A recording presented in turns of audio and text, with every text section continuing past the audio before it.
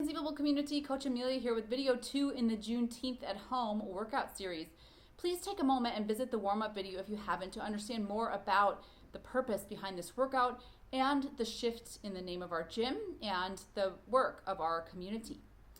Today's workout consists of 6 rounds on the 2 minutes of 19 squats, any variation thereof, and I'll walk you through different options. 18 piked shoulder taps, that's 9 each side, and we'll go through that as well. We rest for the remainder of the 2 minutes after doing those 2 movements, 19 and 18 reps of them respectively. And then at the end, after those 6 rounds, our cash out is 65 sit-ups. And you'll notice the numbers there, 6, 19, 18, 65. And that commemorates Juneteenth, which is the day the Emancipation Proclamation was read to the free slaves in Texas, 2.5 years after it was written and proclaimed the first time. So we will do this workout today in solidarity with the Black community, with thanks to Iron Roots athletes for putting the workout out here. And in the gym, we have a slightly different version, but this is the one that's great for home, and let's keep that in mind as we move through. So I'll talk you through the different movement options.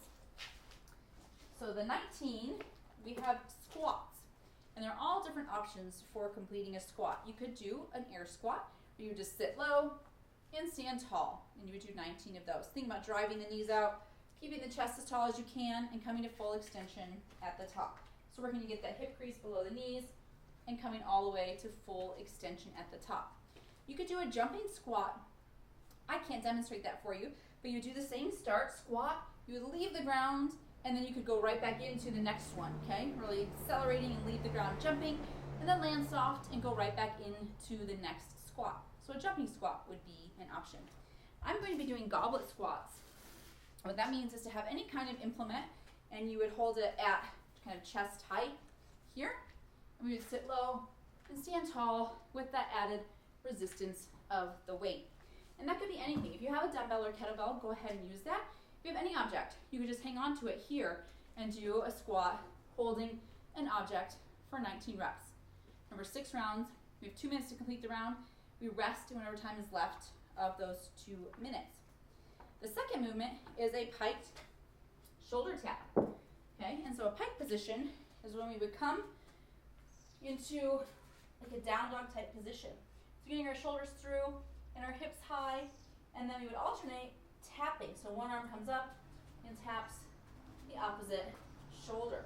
Okay, trying to work to stabilize through the core. And if the pike position is too much, you could do that from a plank. And so you could be on the top of a plank and hold that plank and alternate. You could be on your knees and do that if the full plank position becomes too much.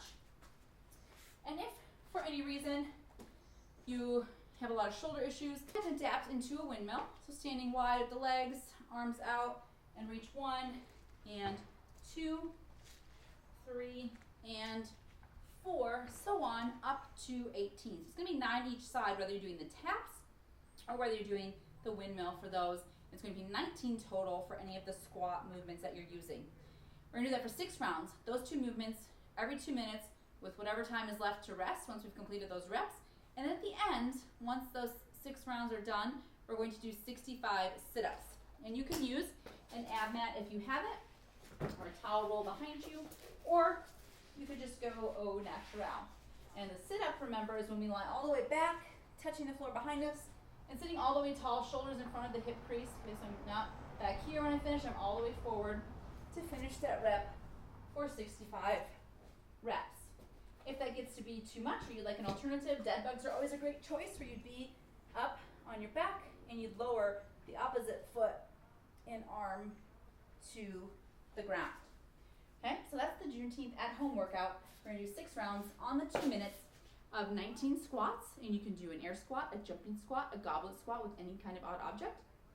18 alternating shoulder taps in the pike or the plank position, or plank on the knees, or windmills, counting every time you touch is 1 rep.